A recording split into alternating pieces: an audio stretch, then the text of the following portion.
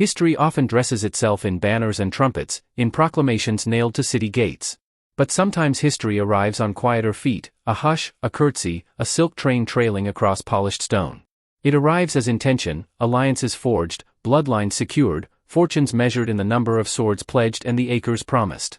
In the year 1193, two crowns reached for one another across the sea, the steady, hungry ambition of a French king whose name would be spoken with both respect and fear, Philip, later called Philip Augustus, and the calm northern dignity of a Danish princess, Ingeborg, daughter of King Valdemar. At first glance the match seems ordinary, the kind of transaction that constructs kingdoms. A powerful king seeks a wife who will bind allies, provide heirs, and present the world an image of stability. The bride's family nods, calculates, recognizes what a royal marriage can buy in influence, land, and peace. But the ordinary is full of small knives. Political unions are built on motive. They are not the meeting of two private hearts but an arrangement designed to be seen, a performance in which every laugh is tuned, every glance directed, and every body displayed under the unforgiving light of reputation. Philip was a man of desire and discipline, learned in the language of territories, alliances, and face. He had the shrewd mind of a ruler who read maps as other men read books. He had eyes that measured value, not only of coin and earth but of gesture and posture, of loyalty pledged and promises kept. To the court, he presented a face shaped by dignity. His courtiers learned quickly that the king's dignity was a thing to be protected and enforced. Ingeborg, by contrast, arrived from the northern world, fleet ships, white winters, a line of monarchs who had long stitched together influence through seafaring marriages and diplomatic marriage craft. She was raised to be a princess, taught to hold her hands a certain way in the sunlight, to speak in tones that impressed the ear but betrayed little, to move as a statue who might one day step into the largest of rooms and not look awed. Where Philip's life had been measured against the chessboard of Europe, Ingeborg's had been measured against the steady rules of courtly comportment and lineage. Yet courts are not calm seas, they are whirlpools. The polished surface disguises undercurrents. For both houses, the marriage offered promise. For Philip, who had already tasted the bitter tang of political friction and the cost of rivals, a match with the Danish royal line promised to anchor his standing in the north, to secure maritime alliances and to quiet potential quarrels over ports and claims. For Valdemar and his council, offering a daughter to the French crown meant prestige and proximity to the heart of continental power. Each saw a map redrawn in their favor, a new thread woven into the tapestry that would hold their legacies together. So the preparations began, and where kings and princes convene, ceremony grows like a forest. Courtiers wrote letters to distant houses, heralds rode through rain and sun to summon vassals who would stand witness. Gold and fabric were measured. The scent of camphor, beeswax, and roasting meat wove through the palace kitchens. Tapestries were hung, hiding cracked stone and inconvenient drafts. That is the thing about grandeur, it can mask a dozen small faults if you are willing to stitch enough costly cloth over them. The wedding itself was staged to be seen. The cathedral was a cavern of stone and incense, of voices lifted in Latin oaths older than either of them. In the great hall, long tables were laid with platters of fowl and fish, fruits shining with syrup, goblets heavy with wine. Musicians softened the edges of conversations with lutes and pipes, minstrels embroidered the air with songs of brave love and famed kings. The court watched with the steady hunger of its own vanity. Every noble who stood there knew what it meant to be recorded in perpetual memory. To be present was to add a footnote to the story of kingdoms. It was a display worthy of a storybook, yet the camera behind the eyes of history often notices details that the heralds omit. Chroniclers who later wrote of that night left hints, shards of observation that, when pieced together, form a picture that is not wholly flattering. The young bride appears in some accounts as reserved to the point of being unreadable, in others she is described in the vacant, stunned silence of a traveler who has arrived in a world more foreign than her tongue can handle. Philip's expression during the festivities, according to whispering scribes, had the edge of expectation, not merely hope but a calculation. A wedding night in such an age carried ritual as part of its weight. For sovereigns, a marriage was not a private act performed away from sight, it was a confirmation of lines and legitimacy. The consummation of a royal marriage could be argued as part of the public record, an affirmation necessary for the stability of successions and oaths. In some courts, the wedding night was bound to the legal and ecclesiastical world, witnesses existed, or at least the rumor of witnesses abounded, and proof could be demanded should the need arise. This is not to say history always observed such crude tests, but the sense that intimacy could be litigated hung over marriages like a dark cloud. Consider then the position of a young woman who had been taught to accept her role as domestic and decorative, who had been bound into a union that carried the weight of navies and treaties. Consider the pressure to perform on a bed that might later be examined not for tenderness but for evidence. The expectation becomes a blade that cuts expectation into a different material, not mutual discovery but proof. To the bride, the bedchamber is a stage with its own audience, a place where privacy has been foreclosed and where bodily functions that belong to the most private of moments can become public currency. Ingeborg stepped into this theater wrapped in white. Her train crawled like a slow-moving tide across the polished floor. Courtiers murmured, champagne, the better word is wine, flowed. The king, handsome and bearing the weight of his crown like a practiced mask, took his vows, eyes steady on the priest, the banners, the scrolls that ensured the event would be spoken of in the courts of Europe. The ceremony concluded with the rustle of silk and the creak of wooden chairs. The house then became a theater of a different sort, candles guttered in sconces, laughter softened into hushed groups. The bridal pair were escorted through corridors where tapestries caught their footsteps. The path to the bedchamber was a corridor lined with expectation. For the crowd, the end of the feast was the beginning of rumor. The king's followers speculated in low voices whether this union would produce a son who would stitch together alliances. The queen's retinue whispered of her temperament, her fear, the fact that she was a child in a woman's robe.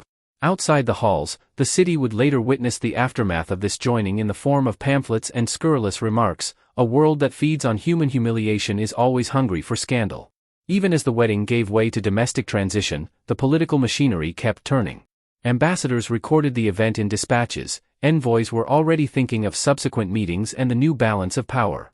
But in the quieter corners of the palace, where servants moved like ghosts and the shadows lay long, the human detail of nerves and misread signals began to assert themselves. Ancient palaces have a way of consuming things that are small and mortal. They reduce personality to rumor and rumor to narrative.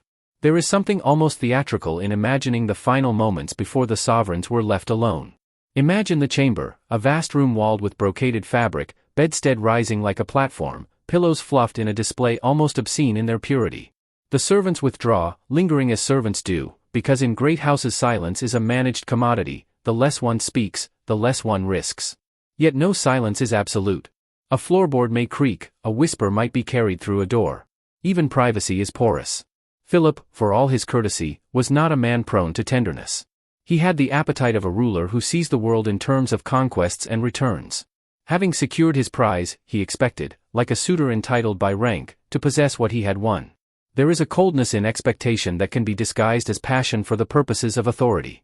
If the bride offered hesitation, if the body refused to obey the political script, the response from such a sovereign could be swift and unyielding. And so, as the wedding candles flickered and distant laughter faded into the night, the couple entered the bedchamber. The public performance had ended, the private one, or, as it would prove, what remained of privacy, was to begin. There is a cruel irony in a marriage arranged to create heirs and display stability, occurring within ceremonies that demand proof. When private bodies refuse the scripts written for them by power, those bodies become scandal. They become evidence of failure, of weakness, or, cruelest of all, of something shameful that must be assigned a cause: witchcraft, godly punishment, or moral defect. Already, even before the bed was warmed, the machinery of rumor began to turn. The court would later conjure explanations that suited their needs. To some, any failure to perform could be attributed to the woman, shy, too young, or simply not up to the task. To others, it might suggest a deeper malady or the intervention of supernatural forces, for in a world still steeped in superstition, a single unexplained event is often given shape by stories of curses and divine displeasure. But perhaps the most damning thing about courtly rumor is how it often reveals more about the accusers than the accused. The tales whispered in corners are rarely about truth. They are about the fears of men who believe their authority absolute. What the chroniclers did not immediately record, because their ink was more comfortable with the public face of kings than their most private moments, is that human bodies are stubbornly mortal. They are liable to tremors, and tremors can be misread. A young bride in an unfamiliar bed may be stiff with cold, seized with nervousness, stricken by illness, or simply overwhelmed by grief at the loss of home. In the pale light of the chamber, such details might be invisible to the man who expected immediate compliance. And in such a world, where male dignity clings to the notion of being obeyed, the smallest deviation can become a wound that is bled into legend. As they stepped between the curtains, as servants closed the heavy wooden door and the lock clicked with an authority equal to that of any royal decree, the palace seemed to hold its breath. The tapestries along the corridor quivered with the echo of footsteps. For a brief, shimmering moment, the marriage might have been saved by tenderness, by patient conversation, by the gentleness of a hand placed at the wrist and a whispered reassurance. But political marriages rarely permit slow kindness. They are designed to be proven, wrapped in the logic of succession. A son must come, proofs must be filed, lineages established. The clock, whether literal or figurative, ticks louder when the machinery of state expects immediate results. In that quiet, 1,000 judgments hovered. The king carried the heavy burden of his crown into the bedchamber like a man carrying a bright, unwieldy object, proud, protective, and willing to throw it down if he felt it tarnished. The bride, wrapped in memories of a homeland that smelled of fur and sea, entered as a child entering a chamber that wanted from her an act she had barely been taught to imagine. Between them, a gulf of expectation opened. The palace, which had been a stage all day, now held in its darkness the thin filament on which reputations would balance. Even as the door closed, gossip had already begun. There is a peculiar cruelty to courts that gossip multiplies its own stories even before events are complete. Stories about the couple's future spread like shadow salesmen hawking future troubles. Some predicted a son who would unite realms, others predicted disgrace. The knife that would cut the marriage's reputation was already sharpened. We do not yet know, if we are honest with ourselves, what would have happened in that bedchamber if history had favored them. We do know that court life, like the ocean, sometimes claims the unwary. We know that kings who cannot stand the stain of any defiance sometimes punish what they cannot control with cruelty. We know that when the private becomes public, the cost is almost always borne by the weaker party, the woman who is expected to prove more than her heart, the bride who owes not only fidelity but the proof of consummation. And thus the royal marriage, which began as a careful, calculated union of crowns, slid toward a narrative no one had advertised on the banners. There are historians who will object to the dramatization, that the chroniclers of the time were careful, that legal disputes about consummation were rare, that kings had diplomatic reasons for later repudiations. Those objections have merit. But history is also a tissue of rumor and lived intimacies, and the cruelest truths sometimes live between the thin lines of the annals. For Philip and Ingeborg, the palace that night would become an instrument of something far darker than simple human error. The rest of the story would not belong solely to them. It would belong to court rumor, to ecclesiastical power, to claims of shame and madness, and it would be retold in 1,000 ways to suit the needs of the powerful. We come to the edge of the chamber now. The curtains part in imagination for a moment, a last glance. The king reaches out, the bride pulls back slightly, the candles throw a dim light across a face that knows how to command, and across another face that is made to obey. The scene is a portrait of tension, the political and the personal nested within the same wooden frame. This was how the royal marriage began, with pomp enough to write the story into the corridors of power, but with an undercurrent of misaligned expectation that would taste of vinegar in the mouths of those who later told the tale. The stage was set, the players in position, and all that remained, the consummation, the verification, the scandal, lay just beyond the curtain. In medieval courts, the true wedding was never the vows at the altar, nor the blessing of the priest. It was the bed. Words, rings, and prayers could unite two bodies in the eyes of God, but in the eyes of law and dynasties, it was only when flesh joined flesh that the union was considered whole. Without consummation, there was no marriage, only a broken promise, an unfinished contract. For kings, this rule was sharper than for common men. The succession of entire kingdoms depended upon the fertility of a single union. The bodies of monarchs were not entirely their own. They were vessels of legacy. Every movement, every touch, every gasp in the night carried the weight of nations. Thus, when King Philip Augustus of France and Ingeborg of Denmark retired to their chamber on that cold night in 1193, they did not walk into privacy. They walked into a ritual, one expected, one anticipated, and one that carried eyes even in the shadows.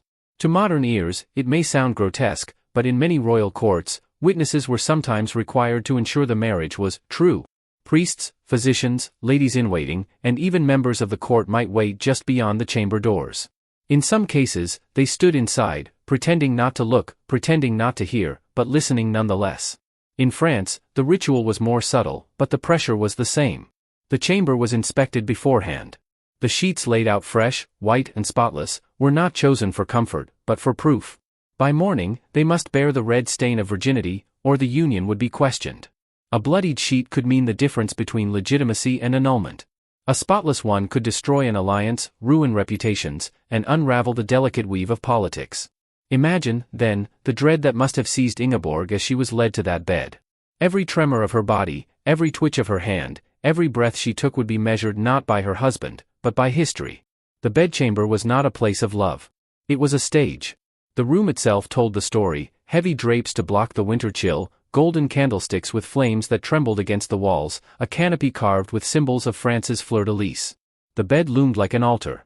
Its sheets were as white as the bride's gown, waiting to betray or vindicate her. The very air was heavy, thick with incense, sweat, and expectation. Ingeborg was only about 18 years old, young and far from home. Her Danish world of cold seas and pine forests had been replaced with the suffocating heat of a French court that watched her every move. Her body trembled not only from nerves but from the sheer weight of foreign eyes. She had been taught to bow, to pray, to obey, but nothing had prepared her for this. Philip, meanwhile, entered the chamber not as a man seeking closeness, but as a king demanding proof. He was a man of calculation, of image. To him, this night was not about intimacy, but about victory. A successful consummation would cement his alliance with Denmark, prove his virility to the court, and silence his rivals. The chamber door closed. The lock clicked.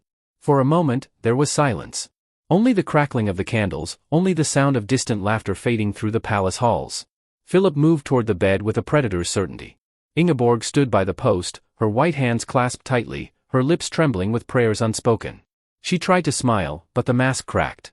The king noticed. To Philip, hesitation was insult.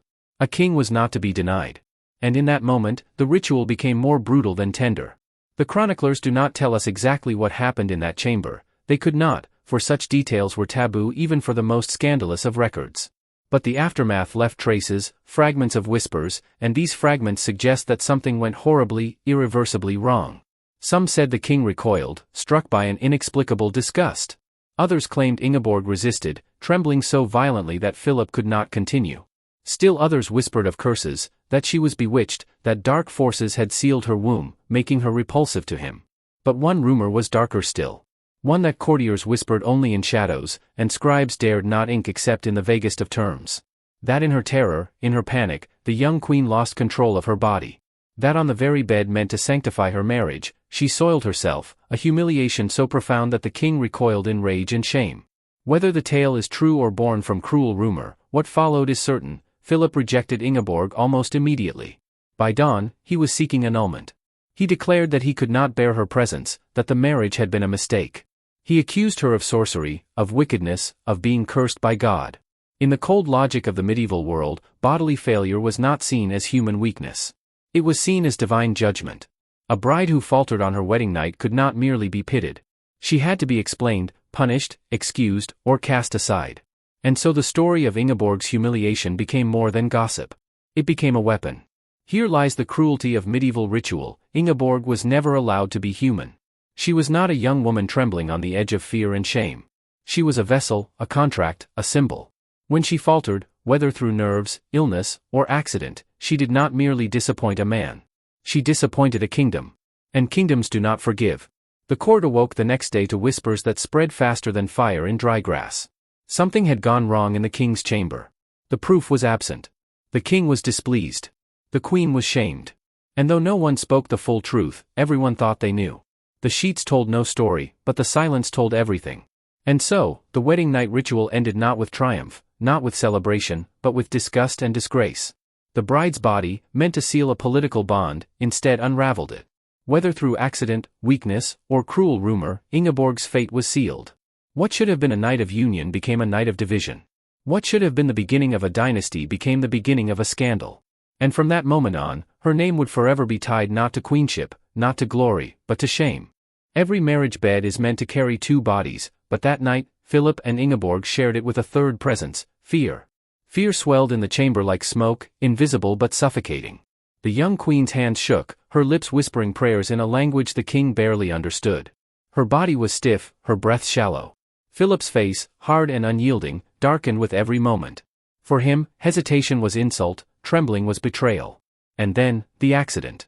The chroniclers of the time dared not write it plainly, but their silences, their evasions, reveal what words conceal. Some say Ingeborg fainted, collapsing in terror. Others insist she shook so violently that her body lost its control. Still others whispered the most damning rumor of all, that in her panic, she soiled herself upon the royal bed. In a world where dignity was everything, where kings measured their worth by control and dominance, such an event was unthinkable. To Philip, it was not merely a private embarrassment. It was a wound to his pride, a stain upon his authority. The queen's accident was no longer just hers, it became his disgrace. Philip leapt from the bed in fury. His face twisted, his voice low and venomous. To him, this was no longer a marriage, it was an insult, a mockery, an abomination. He hurled words like daggers. Witchcraft. Curse. God himself rejects this union. To the servants outside the door, the muffled shouts told enough. The king was not pleased. The ritual had failed. Something had gone horribly wrong. Ingeborg, pale and trembling, begged in broken French. She swore she was no witch, no cursed bride, but a faithful daughter of Denmark, innocent and devoted. Yet the more she pleaded, the more Philip's rage grew. He saw not innocence but humiliation, and kings do not forgive humiliation. That night, the bedchamber, meant to seal a bond, became Ingeborg's prison. The sheets, once pristine and white, now bore the secret of her disgrace. Servants were summoned to strip them, to burn them, to erase the evidence. But secrets cannot be erased when whispered by a king. Philip would not touch her again. He recoiled from her presence as though she carried disease. Within hours, he resolved to be rid of her. He would claim the marriage cursed, invalid, a mistake in the eyes of God. But annulments were not simple things. A pope must approve, the church must sanction. And while the king schemed, the queen sat alone, shamed, isolated, watched by strangers in a foreign land. By dawn, the whispers had begun. Courtiers are carrion birds, circling scandal with greedy eyes. They knew something had gone wrong, and though none had seen the act itself, they pieced the story together in fragments. The king's shouts in the night. The pale face of the queen's maid, carrying away soiled linens. The king's refusal to share her company the next morning. Rumor is a beast that fattens as it feeds. Within hours, the whispers grew into monstrous tales. She fainted in terror. She bled not at all, a virgin she was not. No, it was worse. She soiled the bed, before the king himself. No one knew the truth. But truth no longer mattered. In a medieval court, perception was reality, and Ingeborg's humiliation had become legend before the sun set again. The final blow came when Philip refused to even look at her in public. At the morning mass, he stood apart, cold and rigid, while Ingeborg knelt alone, her veil pulled low to hide her face. The courtiers watched, eyes glittering. A king's rejection was more powerful than any sermon. Within days, Philip announced his desire for annulment. He claimed that God himself had cursed the union, that something unnatural bound Ingeborg, making her repulsive to him. He spoke of sorcery, of demonic enchantments. His words cloaked his humiliation in religious language, but the court knew the truth. They knew it had begun in the chamber, on the bed, in that moment of human weakness. The bride had not only failed, she had disgraced him. For Ingeborg, the humiliation was total. She had been raised to believe her worth lay in her marriage, her ability to serve as queen, as wife, as mother. And in one night, it had all been stripped away. She wept in silence, hidden behind the stone walls of her chamber. Her letters to her family in Denmark carried the sorrow of a soul trapped. He treats me with hatred. He will not hear me. I have done nothing to deserve this. But in France, no one cared for her innocence. To them, she was no longer a bride but a stain. Though still legally married, Ingeborg was cast aside. Philip kept her locked away, refusing to acknowledge her as his wife. He pursued annulment with fury, even attempting to marry another woman while the church hesitated. The Pope, troubled by the injustice, eventually ruled in Ingeborg's favor, declaring her the true Queen of France. Yet papal decrees could not force a king's heart. Philip continued to despise her, and Ingeborg remained a prisoner in gilded isolation. Her humiliation was eternal. Every noble who looked upon her saw not a queen but the bride who had failed on her wedding night. Over time, the story of that night grew darker in the telling. Some swore she had been possessed by demons. Others claimed she had been struck by sudden madness. But the cruelest tale, the one whispered with smirks in taverns and muttered in court corridors, was that the queen had soiled herself in the bed of the king. It was this tale, whether true or false, that clung to her name. Not her piety, not her nobility, not her suffering, but her humiliation. And so Ingeborg became a legend, not of power or glory, but of shame. A queen reduced to a cautionary tale, a ghost haunting the corridors of French history. Philip emerged triumphant in his own eyes. He had cast off the bride who humiliated him, preserved his pride, and secured his throne. Yet his legacy was tainted too. Chroniclers remembered not only his victories in battle, but his cruelty to a queen who had done nothing but falter on a single night. The bed that should have sealed a dynasty instead cursed them both, one with disgrace, the other with cruelty. When dawn broke after that cursed night, Paris awoke to celebrations. Bells rang from the churches, priests offered prayers, and commoners filled the streets with joy.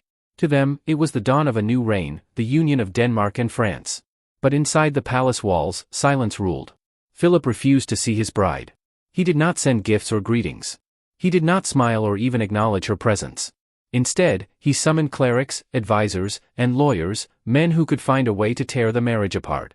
Ingeborg, locked in her chamber, prayed desperately. She thought perhaps the king's anger would cool with the light of day, that his harshness would give way to reason. But Philip's fury was not a storm to pass, it was a fire that burned hotter with every hour. Within days, Philip announced his decision: the marriage must be annulled. His reasons were cloaked in holy words, but their venom was plain. She is cursed. She is bound by unnatural forces. She is no true wife to me. To the clerics, he claimed that when he attempted to consummate the marriage, an invisible wall held him back. That God himself had placed a barrier between them. That he felt horror, revulsion, impossibility. But the whispers of the court told another story, that the queen had humiliated herself, and the king's pride could never recover. In a world where pride was power, Philip would rather call his queen a witch than admit he was shamed by her weakness. For Ingeborg, the rejection was unbearable. She had crossed seas, left her homeland, abandoned family and friends, all to become the bride of France. And now, within days, she was told she was unwanted, despised, discarded. She wept before Philip. She clutched his robes and begged in Danish, then in halting French. "I am your wife. I am your queen. I have done no wrong. Do not cast me away." But Philip would not hear her. His eyes saw not a bride, but a stain upon his dignity. He ordered her confined. She would no longer dine at his table, no longer appear by his side. She was queen in name only, hidden away like a secret too shameful to be shown. The palace that had once welcomed her now became a cage. Guards shadowed her every move. Her chamber doors were locked at night. Her letters to Denmark were intercepted. Even her maids were chosen by the king, spies disguised as servants. The stone walls were cold, the air damp, and the silence unbearable. Ingeborg, raised among the bright halls of Denmark, now lived like a prisoner in a foreign land. At night, she heard the bells of Paris toll, celebrating festivals, victories, and births, but none of it belonged to her. She was cut off from the world, a ghost haunting her own life. Philip's demand for annulment soon reached the church. Bishops, priests, and scholars gathered to hear his case. He claimed that kinship laws forbade the union, that Ingeborg was too closely related to him. He claimed the marriage had never been consummated, that God himself had cursed the bed. But behind his holy arguments lurked the unspoken truth, the shame of the wedding night. The whispers had spread too far, and though none dared mention it in court, every man present knew the rumor. The bishops, eager to please their king, granted his wish. They declared the marriage annulled. Philip rejoiced, believing himself free. But the story was far from over. In Rome, the news reached Pope Celestine III. The annulment troubled him. The reasons were weak, the trial suspicious, and the queen herself unrepresented. To the Pope, it was not justice, but cruelty. When Ingeborg's desperate letters reached him, written in trembling hand, soaked with tears, his heart turned toward her. She swore her innocence, swore her devotion, swore that she was a true wife wrongly cast aside. The Pope declared the annulment invalid. Ingeborg, he said, was the rightful queen of France. The marriage was sacred and could not be undone by pride. This was no longer a private matter, it had become a war between king and pope. But papal words could not free Ingeborg from her prison. Philip ignored Rome, keeping his queen locked away while he sought another bride. For years, Ingeborg lived in shadows, her body wasting, her spirit breaking. She wrote letters to her brother, the King of Denmark. "Pray for me. I am in misery. I am treated with hatred. I am alone." But Denmark was powerless. To challenge the King of France was to invite war. And so Ingeborg remained abandoned, her pleas unanswered, her sorrow deepening. Philip soon remarried, taking Agnes of Morania as his new queen. To him, Ingeborg no longer existed. He paraded Agnes at his side, lavished her with love, and presented her as the mother of his children. But to the church, Agnes was no queen, she was a mistress, a usurper. Rome thundered with condemnation. The Pope excommunicated Philip, declaring him a sinner, a king who defied God's law. And so the humiliation of Ingeborg now spread to Philip himself. His cruelty had turned into scandal. His name, once praised, was cursed in every church that refused him the sacraments. While Philip fought with the church, Ingeborg withered in obscurity.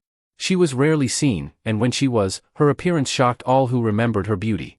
Her face grew pale, her eyes sunken, her body thin from neglect. Some whispered that she had gone mad. Others said she spoke only to God, her mind broken by sorrow. But even in her suffering, she clung to hope. In her prayers, she begged for deliverance. In her letters, she reminded the world that she was the true queen. Her voice, though weak, refused to vanish. Decades passed. Philip continued to rule, his power growing, his battles victorious. But the shadow of his rejected queen never left him. Every time the Pope thundered against him, every time priests reminded him of his sin, Ingeborg's name returned like a ghost at his side. She lived on, silent and unseen, a prisoner of his pride.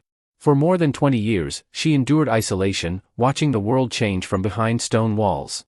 To the people, she became a figure of pity, a tragic queen whose only memory was her disgrace. The rumor of her wedding night still clung to her name, retold by tavern storytellers with mocking laughter. When Agnes of Morania died in 1201, the church renewed its demands. "Return to your true queen," they commanded. But Philip resisted, still consumed by hatred for Ingeborg. Yet the pressure mounted. Excommunication crippled his authority, and France grew restless under the church's curse. Finally, reluctantly, Philip allowed Ingeborg to be restored to the title of queen. But it was restoration in name only. She was given no love, no honor, no power. She remained locked away, a queen whose crown was only a chain. For Ingeborg, the aftermath of her wedding night never ended. Her life became a living death, trapped in solitude, despised by her husband, remembered only for a moment of human weakness. Her humiliation defined her, more powerful than any crown. To the world, she was not Ingeborg the noble, nor Ingeborg the pious, but Ingeborg the disgraced. Her story became a warning, whispered to young brides. Do not falter. Do not tremble. For one night's weakness can destroy a lifetime. When Philip finally died in 1223, Ingeborg lived on. She outlived the king who tormented her, surviving into old age, cloistered in prayer and sorrow. But even as the years passed, her name carried only one memory. Not her survival, not her endurance, not her faith, but the shame of that first night. History had written her as a ghost, a tragic queen whose humiliation was eternal. Philip Augustus of France, warrior, builder, schemer, died in 1223, hailed by many as one of France's greatest medieval kings. Chroniclers praised his victories against the English, his expansion of royal power, his cunning diplomacy. His reign was remembered in stone and steel, castles, cathedrals, and laws that shaped the future of France.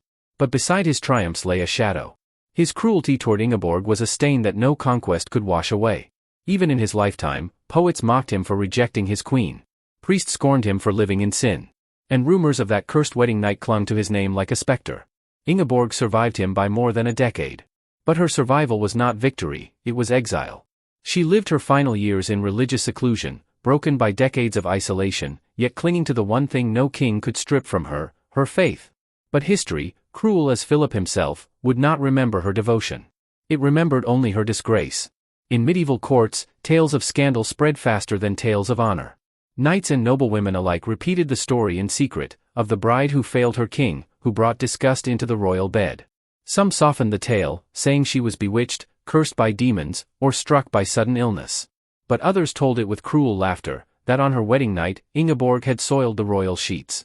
The rumor was never written in official chronicles, but it lived in margins, in gossip, in oral memory. And as centuries passed, the tale grew darker, more grotesque. What began as humiliation became myth.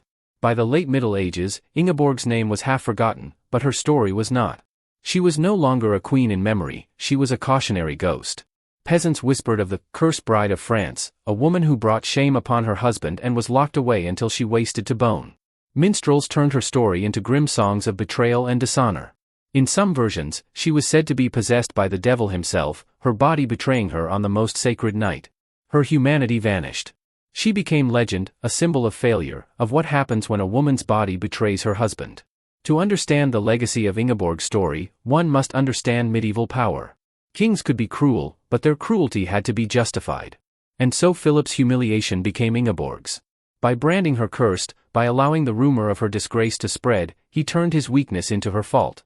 This is the cruel genius of history's abusers, they bury their sins inside their victims. And Ingeborg's humiliation became her prison long after her death. For centuries, she was remembered not as a queen, but as the woman who failed her king in the most intimate of ways. The tale of Ingeborg carried a sinister warning for women of the Middle Ages. It was whispered to young brides on the eve of their weddings. Do not falter. Do not show fear. For a single mistake can damn you forever. In a world where women were valued for obedience, chastity, and fertility, Ingeborg's story was a terrifying example. Her life showed how one night, one moment, could define a woman's entire fate. And so her humiliation lived on, not merely as gossip, but as a weapon used to control others. Philip, for all his victories, could never escape the shadow of his rejected queen. Chroniclers sympathetic to the church painted him as a tyrant who defied God, a man so prideful he cast aside his true wife. Even centuries later, historians debated the truth. Some believed his story of kinship and divine horror. Others suspected political motives. But many returned to the rumor of the wedding night, unable to ignore the tale that haunted his reign. For every cathedral he built, there was a whisper. For every battle he won, there was a smirk. Yes, he was mighty, they said, but do you remember what happened on his wedding night? What makes Ingeborg's humiliation so powerful is not whether it happened, but that it was believed. History thrives on rumor as much as fact. And in the case of Ingeborg, the rumor was too delicious, too scandalous to die. It carried the thrill of forbidden knowledge, the kind of secret that makes listeners lean closer to the fire and glance over their shoulders. It was told in hushed tones in monasteries, muttered by clerics who condemned Philip, whispered by queens warning their daughters. And with each retelling, it grew, until the rumor overshadowed the truth entirely. In later folklore, Ingeborg became almost supernatural. Some tales said her ghost haunted the palace where she was imprisoned, weeping eternally on her bed of shame. Others claimed she appeared to brides on their wedding nights, warning them of the dangers of failing their lords. She was no longer flesh and blood, she was a specter, a warning, a curse. And so her humiliation gained a second life, not just as history, but as haunting. The story of Ingeborg and Philip reveals a deeper truth about history itself. Power decides who is remembered, and how. Philip's victories are written in stone. Ingeborg's suffering is written in whispers. But whispers can outlive stone. Even now, centuries later, her name still rises in strange corners of history books, her wedding night still remembered as one of the darkest scandals of medieval royalty. The king who cast her aside is remembered for his wars, but the queen he humiliated is remembered for one night, one moment of weakness, one rumor. Her legacy is humiliation. And in that humiliation lies a truth darker than any legend, that power can turn a single accident into eternal disgrace. A young queen, veiled and trembling, kneeling at her bedside in prayer. Outside, the bells of Paris ring in celebration. But within her chamber, the sheets are stained, the king is gone, and her fate is sealed. She does not know it yet, but her entire life will be chained to this moment. The king will win wars. The pope will thunder. The world will change. But she will always be remembered as the bride who failed, the queen whose body betrayed her.